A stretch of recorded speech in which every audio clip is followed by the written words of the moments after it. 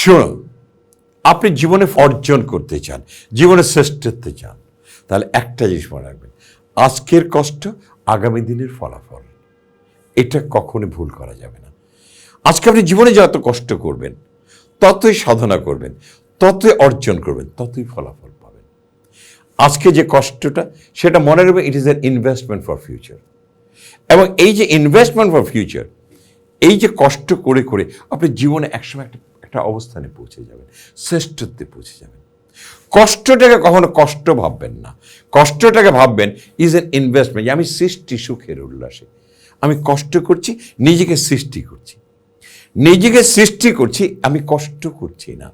তাহলে একদিন দেখবেন এই কষ্টটাই আপনাকে একদিন প্রতিমান করে দেবে, আপনি শ্রেষ্ঠত্বে চলে যাবেন, আপনি বলিয়ান হয়ে যাবেন।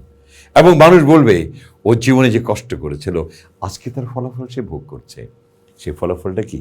সুখের ফলাফল, শান্তির ফলাফল, অর্জনের ফলাফল এবং অহংকারের ফলাফল।